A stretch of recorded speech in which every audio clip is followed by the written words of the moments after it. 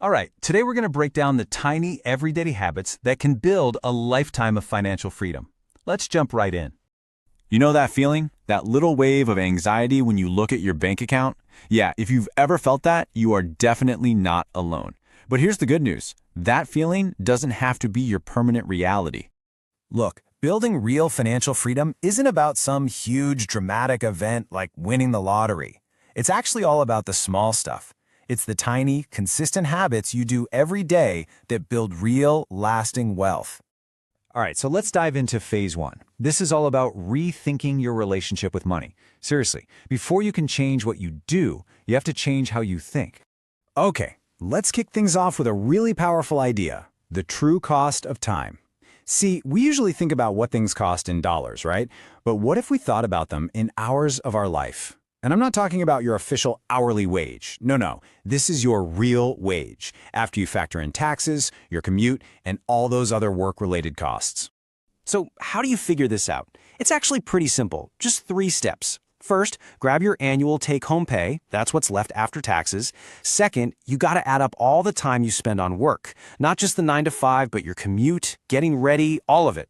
And finally, just divide that pay by those total hours. What you get is your real hourly rate. And trust me, it's probably going to be a bit of an eye-opener.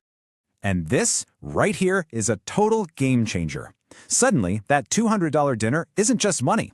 If your true hourly rate works out to be, say, $20 an hour, that meal just cost you 10 hours of your life.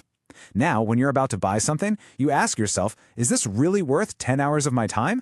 It completely changes how you spend. So the goal becomes pretty clear, right? You want to use those precious life hours to buy assets, things that put money back into your pocket. Think dividend stocks or rental properties. On the flip side, you've got liabilities, and those just take money out of your pocket, like car payments and loans. The path to wealth is actually that simple. Get more assets and get rid of liability. Okay, with that new mindset locked in, let's move on to phase 2, mastering your monthly cash flow. This is where we get practical and talk about the habits that give you real control over your money month in and month out.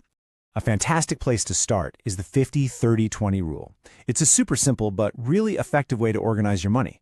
Basically, 50% goes to your needs, housing, groceries. 30% is for your wants, dining out, hobbies, the fun stuff. And a super important 20% goes straight to your financial goals. And let me tell you, that 30% for wants is crucial. It keeps you from burning out and makes the whole thing sustainable. But let's be real. How do you actually make sure you hit that 20% savings goal every single month? Well, there's a secret weapon, and it's automation. By setting up automatic transfers, you take willpower completely out of the picture. You just let the system do the heavy lifting for you.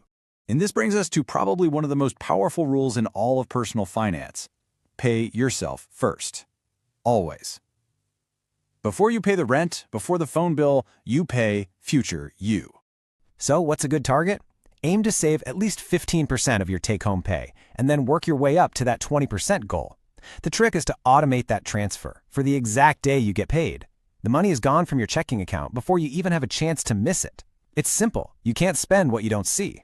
And that brings us right into phase 3, building for your future self. This is where the magic happens.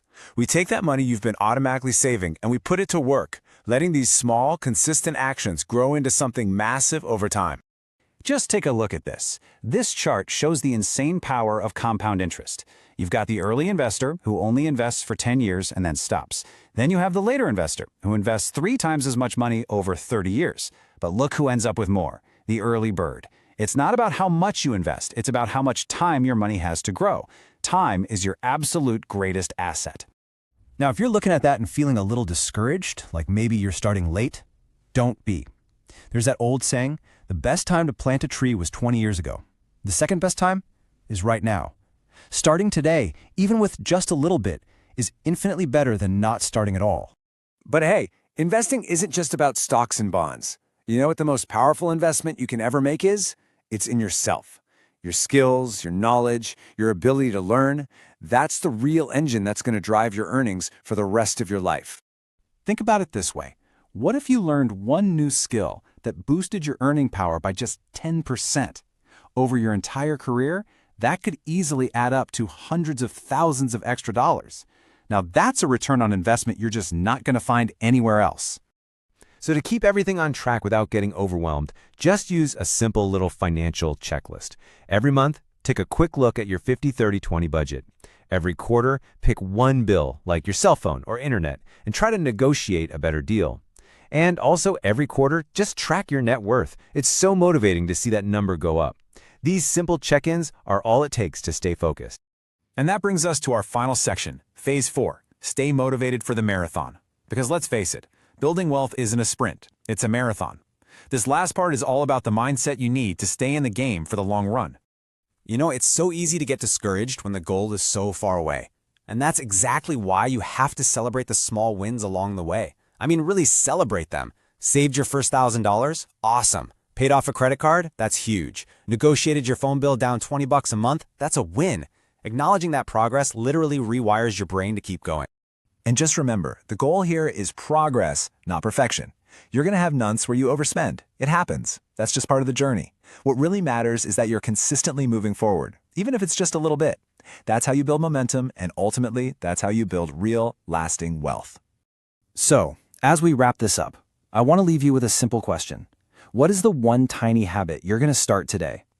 Don't try to do everything at once. Just pick one thing. Maybe it's calculating your true hourly rate. Maybe it's setting up that one automatic transfer. Whatever it is, just remember that the most powerful step you can take is always the very next one.